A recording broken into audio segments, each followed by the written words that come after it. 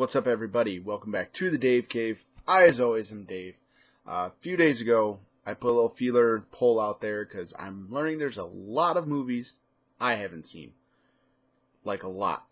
So I wanted to narrow some of them down, and it was between The Thing, Get Out, and Strangers Prey at Night. I'm going to be watching all of them, but The Thing won, so that's what we're talking about today. Now, this is John Carpenter, 1982, 4 years after Halloween. And this movie just drips 80s. It was just so beautiful to watch because you got the score, and it wasn't John Carpenter. I didn't catch the guy's name, but John Carpenter didn't do the music. But this music was John Carpenter meets Predator, and it was just all of it was so perfectly 80s. The use of dynamite, a lot. Flamethrowers, the music, like I said, it all just felt so perfectly 80s, and so that all kicks up, and I was expecting, okay, this will be alright. I kind of have an idea of what is the what, but I didn't know how it ended. Probably the back 3/4 of it, I don't think I really knew. I knew some of the deaths, I think 2, actually, but it was very, very enthralling. For me, I was very surprised. When I watch these movies, I, have something to drink, have a snack, chips or candy or whatever, and I didn't touch any of that after I think the first 10 minutes, and I was pulled in right away, and it was very well done. I very much enjoyed this movie. It was a lot of fun seeing all these guys in like their baby phase, not baby phase, they're all obviously grown-ass men, but, you got Wilford Brimley, and you got Keith David, and you got Kurt Russell, and all these other faces that I recognize, through cinema, through all the years. It was very good, fun.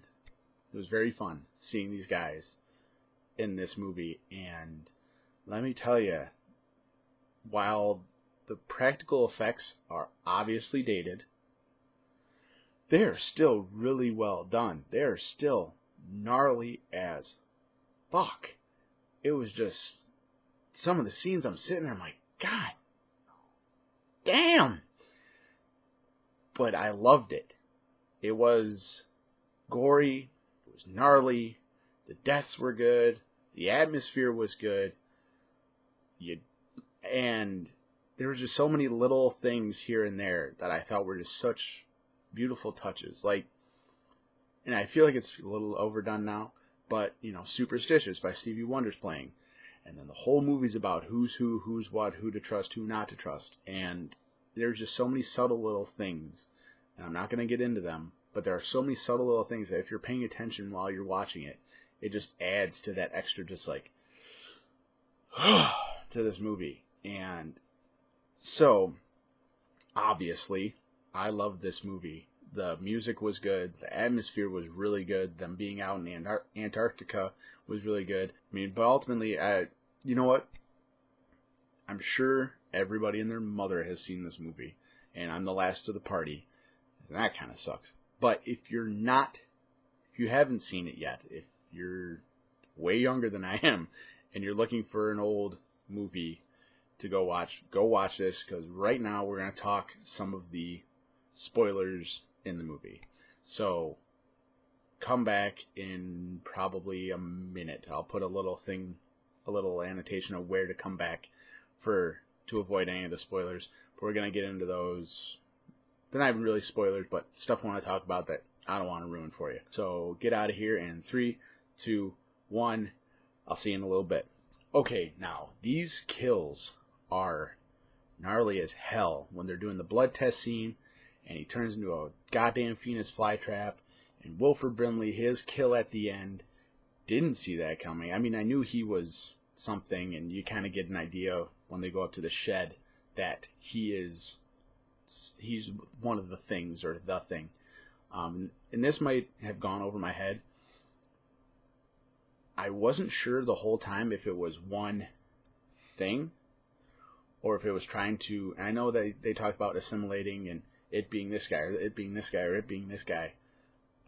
The idea that it was trying to spread, I might have missed that either way, but it seemed always to be one thing. Like it was the dog, and that was the end of it. And then it was the dude, that the Venus flytrap, I think it was Palmer, the Venus flytrap. Then it becomes then it becomes Wilford Brimley, and then it's the whole branched out big ass crazy thing that has the dog in it, and so that was a little bit confusing to me. If anybody has any explanation for that, I would love to hear it, and hit me down in the comments below and let me know, because this movie was a little bit confusing on that end. But to me, having that be confusing is if it's one thing, or is it this thing and then this thing and then this thing. It could be all five of them, like how they don't really know what this thing is. I liked that extra to it. Okay, so to wrap this up, and welcome back if you skipped over the spoilers, we're going to wrap this up because I really like this movie a lot. I don't have a lot to say about it except go watch it. Experience it. I was very surprised that despite the date, despite how old it is, that it held up. I'm glad they didn't sequel the hell out of this back then, and I don't plan on seeing the new remake because this is the thing for me. I'm good. I'm probably going to go buy it. I ended up renting it. We had a rental store nearby. Alright, that is going to do it for me today. If you enjoyed this little quick review here, please don't forget to hit that like and the subscribe button, because like I say, well, mostly for 2019, we got a lot more coming. A lot. Thank you so much. Oh, you know what? I almost forgot. Random recommendation of the day. Ruffles all dressed chips. They're so good. They're barbecue sauce or barbecue chips mixed with salt and vinegar chips. They're delicious. Go get them.